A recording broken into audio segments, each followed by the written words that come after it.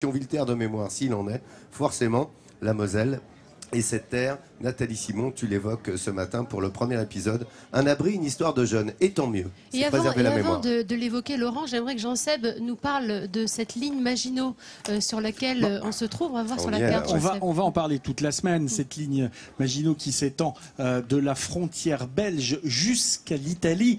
Faut pas oublier qu'André Maginot avait conçu cette ligne de défense pour aller sur tout le flanc est et sud-est de la France. Il y a des ouvrages gros, petits, des casemates, des fortifications. Ça s'appelle des ouvrages. Ce qu'André Maginot n'avait pas du tout prévu, et l'état-major non plus, c'est que des guerres de position, on était passé aux guerres de mouvement, et que l'armée allemande a contourné par la Belgique et par les Ardennes. Et moi, pour ce premier feuilleton, je me suis intéressée au lien transgénérationnel que ce devoir de mémoire peut provoquer et qui apporte souvent de belles histoires. Par exemple, cette histoire de Kevin, Joris et François qui, en 2011, alors ils sont encore adolescents, ils décident de créer leur association pour réhabiliter à Rochon-Villiers l'abri du Grosbois, ou qu'on appelle aussi l'abri X1. Et pour réussir leur projet, ils vont aller à la rencontre d'autres familles, d'autres associations, de vétérans, et le lien va se créer et la mémoire perdure. En Moselle, il y a des histoires qui se transmettent de génération en génération. Dans cette campagne, à quelques kilomètres de Thionville, se cache un abri construit dans les années 30 qu'une bande de copains a décidé de faire renaître. Ils s'appellent Kevin, Joris et François. Les ados ont entre 15 et 17 ans quand ils se lancent dans l'aventure. Et aujourd'hui, ils peuvent compter sur toute une équipe de bénévoles. Le devoir de mémoire, c'est très important parce qu'il ne faut pas oublier ce qui s'est passé. Donc il y a eu des choses très dures pendant la Seconde Guerre mondiale, mais bon, ce n'est pas une période à oublier. Et pour ça, nous, on souhaite préserver donc, cette période en réhabilitant l'abri X. Leur mission, réhabiliter ce lieu. L'abri X1, dit du Grosbois, était à l'abandon. Et depuis 3 ans, cette bande d'amis s'affaire, dès qu'ils le peuvent, aux travaux de réhabilitation. 3000 m² souterrains où il faut tout refaire de A à Z. Des peintures jusqu'à l'électricité. Parce que la vis, elle est complètement morte.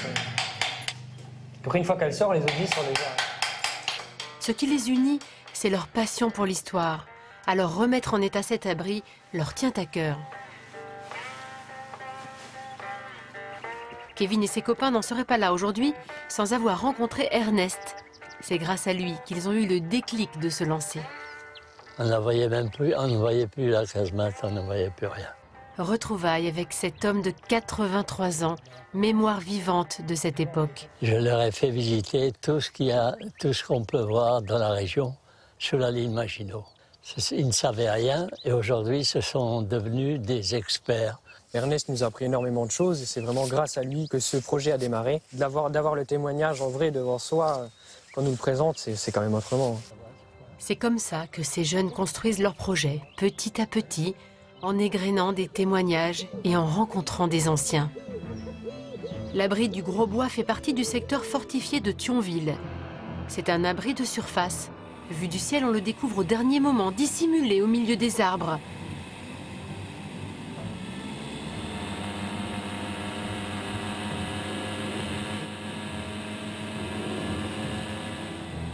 Plus loin, on découvre la casemate du Grand Lot, un endroit que les jeunes connaissent bien.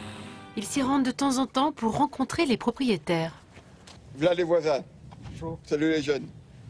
Bonjour. Cette casemate, c'est pour eux une référence. Ils viennent y chercher des conseils. Et là, l'équipement de cette pièce, vous l'avez retrouvé Alors là, ici, dans la chambrée, tout le matériel que vous voyez ici, ça vient des brocantes, bourses aux armes, les gens qui nous ramènent. Les objets, les vêtements, tout est d'époque. Et pour nos grands ados, c'est le but ultime, faire de leur abri un lieu aussi complet que cette casemate. La chambrée comporte le matériel de chaque homme, des boîtes de munitions sont rangées un peu partout, et la chambre de tir laisse les garçons rêveurs. Leur projet est ambitieux, ils savent bien qu'ils ont encore beaucoup de travail. Est-ce que la casemate elle est complète? Alors ici, la particularité de la chambre de tir ici, c'est qu'elle est vraiment rééquipée, on peut dire à presque 99% à l'origine, avec tout le petit matériel. Et 1, 2...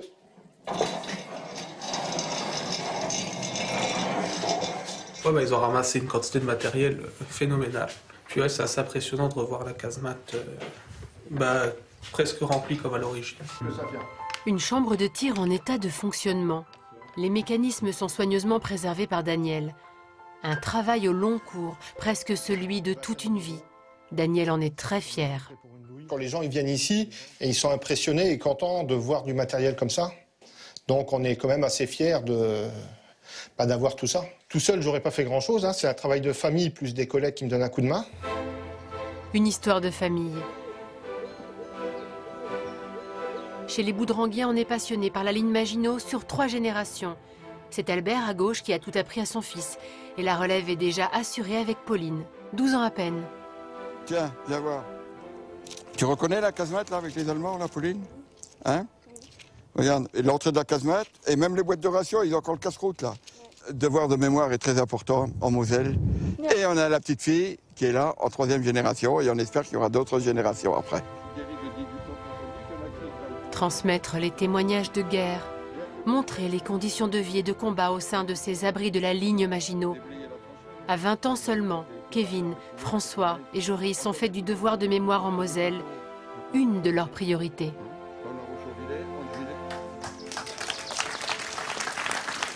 Kevin, Joris, François et René sont présents sur le plateau. J'aimerais vraiment saluer le travail, les milliers d'heures de leur association La Lorraine à travers les siècles consacrés à la réhabilitation de cet abri du Grosbois.